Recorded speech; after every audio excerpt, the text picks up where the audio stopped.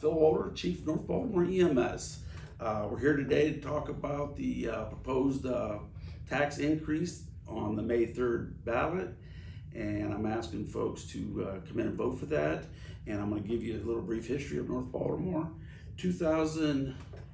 1978 through 2015, it was a volunteer squad. Things were wonderful. About that time, things were starting to fall apart, and we was unable to maintain people in order to fill that truck and go out and take care of the residents of North Baltimore and surrounding area. At that time, Mayor Goldner, who was on council at the time, started talking about bringing in people on a paid status. Real quick, on a paid status, we went that way for about 3 years with part-time people.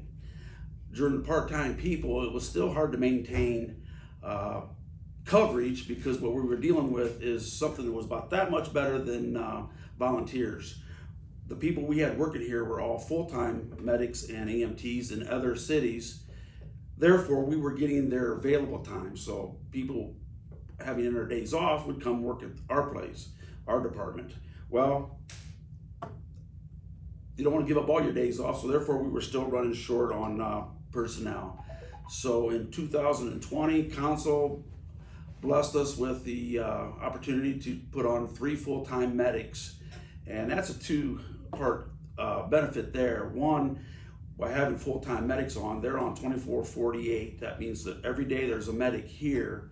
That being, it was easier making the schedule, keeping the truck with the 2 state mandated personnel on board to go out and provide emergency care to our residents. Second part of that is we now have medics on all the time. We've always maintained ALS status, but with intermediate members on the squad. So our level has increased to paramedics 99.9% of the time. With that being, that has given our residents of North Baltimore, Henry Township, and the surrounding area the highest level of care we can possibly give. Okay, that was the history story of that. Now we're going to go on to the reason we're needing this. Healthcare costs is driving through the ceiling, as everybody knows, and the biggest portion of putting our full-time medics on was basically the healthcare. I had to really go back with our finance officer, Tony Swartz, to do a lot of cutting in other areas of our budget in order to cover the healthcare costs for these 3 full-time medics.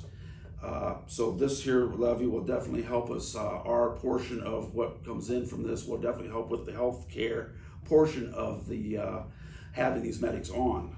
Second, as everybody knows, this is trying times. Things are expensive. Well, things are going up quite a bit in the EMS world too. Our medications that we provide our patients, administer to our patients during our care, are everyday items for the medical care of the patient, as well as just simply putting the diesel and the gasoline in our vehicles to get to and from the runs. Cost of equipment is going sky high. We're very fortunate. I've been able to, in the last 5 years, receive many grants in order to pay for some of our high-end equipment, but those grants are always not going to be there. Vehicle.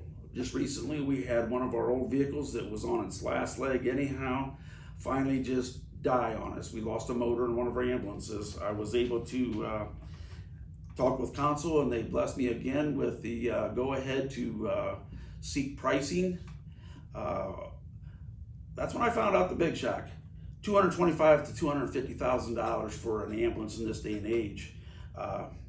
Well, fortunately, I was able to find one in Iowa. What this was a demo ambulance.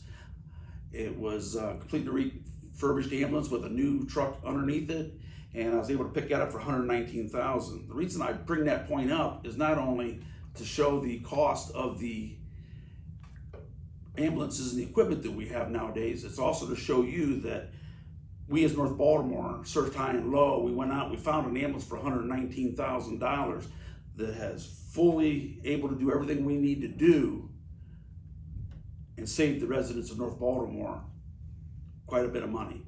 So therefore, you can feel confident that with the money that's coming into us, we are spending it wisely and thinking of the citizen as we're spending their hard-earned money.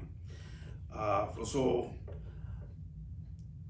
EMS is funded in 3 ways. 1 is through income tax.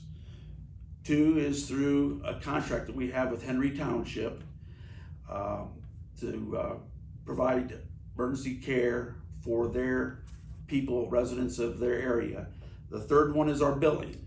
Billing, we can't, right now we're billing at the average. We have a great company that does our billing for us, and they keep us right at the average of where other agencies are at.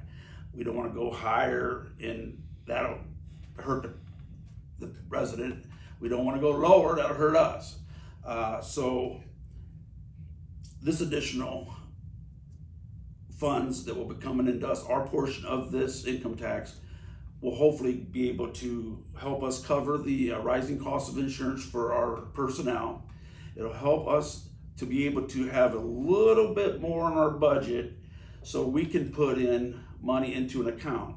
In government financing, there's such a thing called a 901 account. What this account does is I'm able to take funds from my budget from this year, if I have any savings, and put it in an account that is earmarked for equipment, for large purchases, and that would go towards the high cost of cardiac monitors, Lucas CPR devices, our AEDs, any of the equipment that actually costs more than what the normal day-to-day equipment or supplies cost.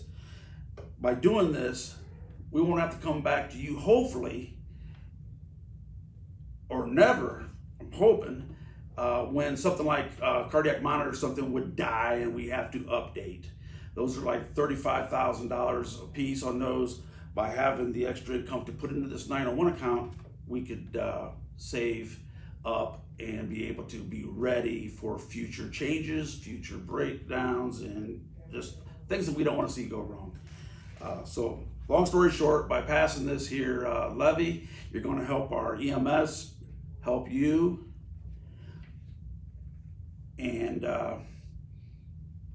keep us where we need to be. We need to have an ambulance in North Baltimore, and I'm proud to have the squad that we have, the people we have on board. We have very qualified medics and EMTs, and we just want to continue doing what we're doing. By no means am I saying this, if you don't pass for this, we're not going to be able to take care of you. We will. That's not going to change. It's just this is going to make life a whole lot more comfortable and us be able to save for our future and cover these costs that I say are really rising. So please vote for NB Progress on May 3rd.